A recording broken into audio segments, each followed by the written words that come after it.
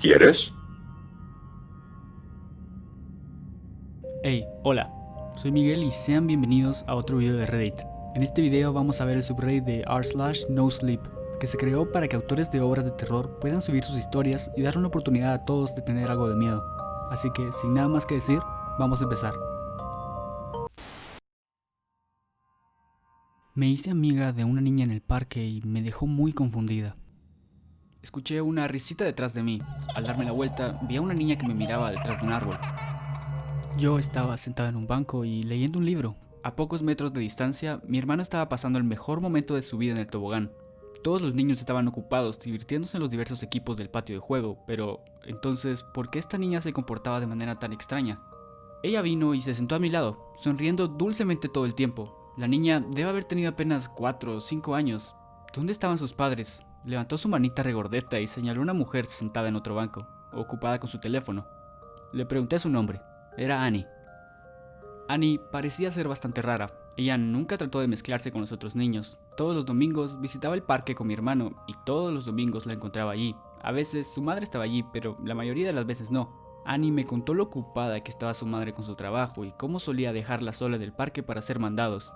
El padre de Annie había perdido su trabajo hace un par de años y había recurrido a la bebida, lo que resultó en un divorcio. No tenía idea de dónde estaba y la madre de Annie culpó del matrimonio fallido a la niña. Sentí pena por ella. Esta pobre niña tuvo que soportar tanto a una edad tan joven. Ella me contó cómo fue intimidada en la escuela, lo que provocó que dejara de interactuar con niños de su edad. Yo era su única compañera y ella me confió toda su felicidad y tristeza. Había pasado un mes conmigo viendo a Annie todos los domingos. Un domingo ella no apareció, me sentí incómoda, pero ¿qué puedo hacer? No tenía idea de dónde vivía, nunca había interactuado con su madre. Esperaba desesperadamente que ella estuviera allí el próximo domingo. El domingo siguiente, apenas ingresé al parque, noté que la madre de Annie estaba sentada en un banco, ocupada con su teléfono, como siempre. Me sentí aliviada de ver a Annie hoy, pero esa sensación cambió rápidamente a preocupación cuando vi la expresión en el rostro de la niña. Fue uno de profunda tristeza, del tipo que nunca se espera ver en la cara de un niño. Nadie me ama, dijo mientras una lágrima se deslizaba por su mejilla izquierda.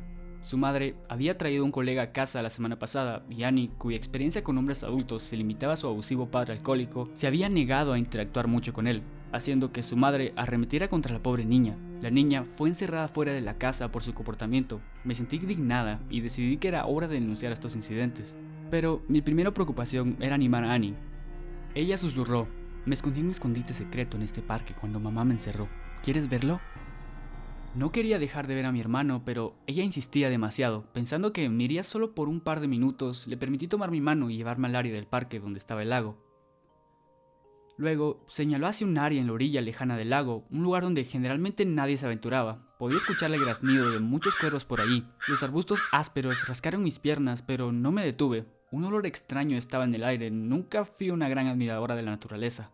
Llegué al gran grupo de cuervos y grité en voz alta. Eran los restos podridos de una niña. Los cuervos se alimentaban del cuerpo. Tropecé hacia atrás y giré la cabeza. Annie no se veía por ninguna parte. Regresé corriendo al área del juego. Mientras informaba a la policía sobre la situación aterradora, me invadió el horror y me enfrenté a la madre de Annie. ¿Dónde está tu hija? La mujer me dio una mirada de gran confusión. Perdónenme, no tengo una hija. Mira, ese es mi hijo en los columpios. Ella señaló a un niño de unos 9 años de edad. Los policías confirmaron que la mujer no estaba mintiendo. Se confirmó que el nombre de la niña cuyo cuerpo había encontrado era Annie. Llevaba un mes pudriéndose en ese rincón del parque. ¿Con quién estaba hablando todo este tiempo? Mi abuelo falleció hace un par de años. Había pasado los últimos años de su vida en nuestra gran casa en un pequeño pueblo al pie del Himalaya. Una vez que falleció, el cuidador dejó la casa a mi tío para que la cuidara. Vivía en una de las montañas más pobladas de la India y estaba lo suficientemente cerca de un pequeño pueblo. Se le dio la responsabilidad de tomar un tren 2 veces al año para ir a revisar la casa y hacer arreglos para cualquier reparación. A pesar de ser nuestro hogar, nadie de la generación de mi padre y mi tío, y mucho menos yo, había vivido en él. Fue solo después de la jubilación de mi abuelo que la casa fue ocupada por él, después de las décadas que habían pasado desde la muerte de mis bisabuelos. Lo primero que notó mi tío cuando llegó al pueblo fue que todos estaban sentados afuera de sus casas llorando. Los aldeanos más viejos jadeaban sin aliento mientras sollozaban, mientras que las madres que lloraban seguían hurgando y pellizcando a sus hijos para que siguieran llorando. No había necesariamente lágrimas involucradas, algunos eran simplemente sollozos secos y lamentos. ¿Qué está mal? ¿Alguna tragedia terrible había pasado en la aldea? Caminó hasta nuestra casa y encontró al cuidador llorando en los escalones también. Mi tío esperó un par de minutos hasta que cesaron los lamentos y luego preguntó: ¿ha sucedido algo horrible? ¿Por qué todos lloran? El cuidador simplemente sacudió la cabeza y llevó el equipaje de mi tío al interior de la casa. Mi tío se quedó en la casa durante 3 días y cada día todos los aldeanos salían de sus casas todas las noches a eso de las 7 y sollozaban y lloraban hasta quedar roncos. Mi tío siguió preguntando al cuidador, pero no se le dio ninguna explicación. Una vez, después de 1 hora de acosar al cuidador, el anciano simplemente susurró una frase: si te lo digo, entonces tendrás que quedarte y hacerlo.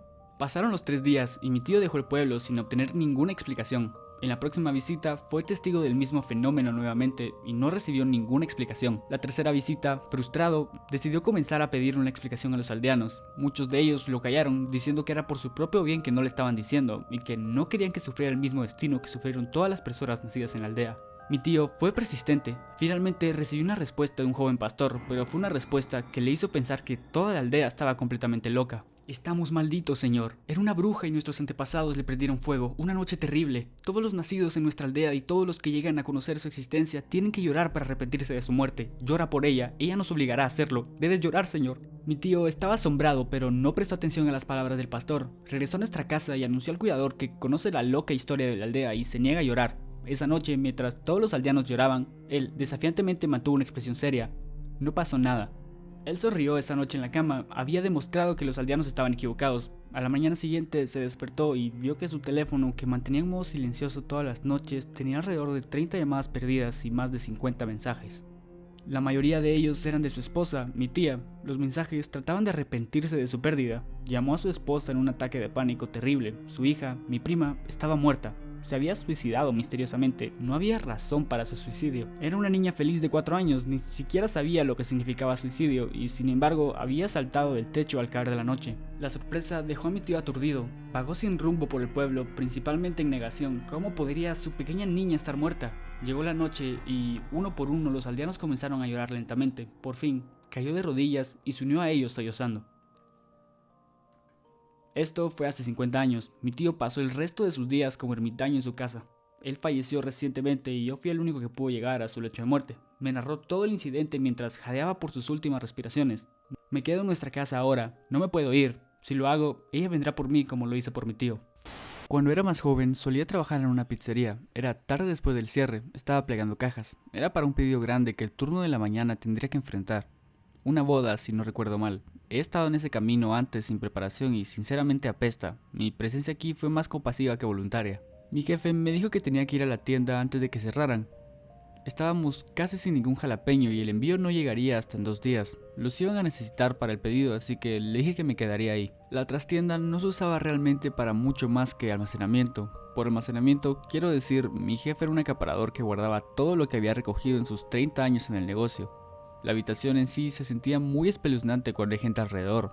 Estar aquí solo amplifica sus vibraciones espeluznantes. Habían pilas de basura al azar que se alzaban sobre mí. Parece que una brisa leve haría que parte de ella se derrumbara.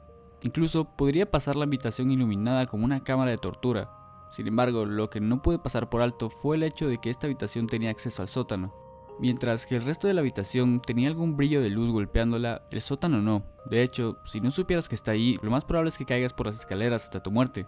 Nadie, ni siquiera mi jefe, bajó allí. La razón más importante tenía que ser que el interruptor de la luz estaba en el pie de las escaleras. Hasta donde yo sabía, lo único que había allá abajo era más basura que él había recogido. Solo el resto de esta pila, entonces me iré, me dije mientras sonreía pensando en mi cama blanda. Había estado tan concentrado en terminar que no lo había notado al principio.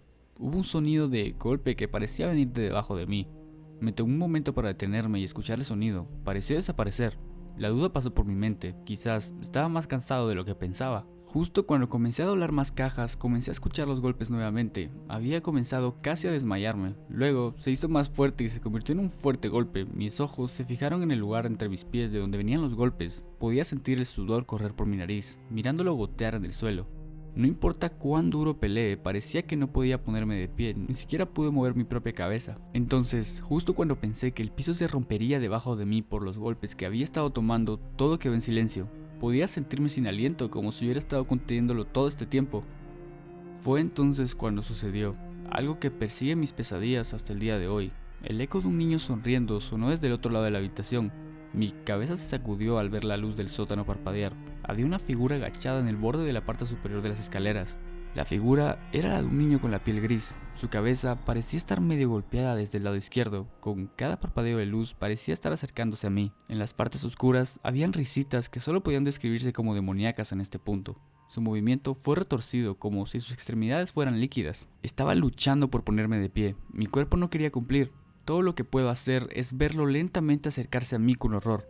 Una sonrisa se extendió por la cara del niño, exponiendo dientes afilados. El líquido rojo atravesó las grietas de los dientes que corrían por sus extremidades retorcidas. Lo último que recuerdo claramente fue que se detuvo en seco, levantando los brazos. El niño me señaló mientras gritaba como un alma en pena. Mi vida comenzó y salí corriendo de allí. No recuerdo haberme subido a mi auto esa noche, solo recuerdo que me alejé del restaurante gritando demonios una y otra vez. Cuando llegué a casa cerré todas las puertas, corrí a la cocina para agarrar el cuchillo más grande que pude encontrar. Al encontrar a mi perro nos encerramos en el baño donde pasé el resto de la noche. Desperté con mi teléfono sonando, fue mi jefe el que me gritó por dejar la puerta delantera sin llave. Con recuerdos de esa criatura de la noche anterior corriendo por mi mente, le dije a mi jefe que renuncio y le colgué. Han pasado unos 7 años desde esa noche horrible, todavía tengo pesadillas de ese monstruo y son gritos de alma en pena. A veces, cuando estoy solo a medianoche, puedo jurar que escucho una risita proveniente de la puerta de mi habitación. Sin embargo, nunca me levanto para mirar, solo tengo miedo de lo que pueda encontrar. Un saludo para las personas que comentaron en el video anterior. En la descripción del video pondré un link al server de Discord del canal por si alguien quiere conversar. Espero que les haya gustado mucho este subreddit y que se hayan llevado un pequeño susto al menos. Cuídense y hasta la próxima.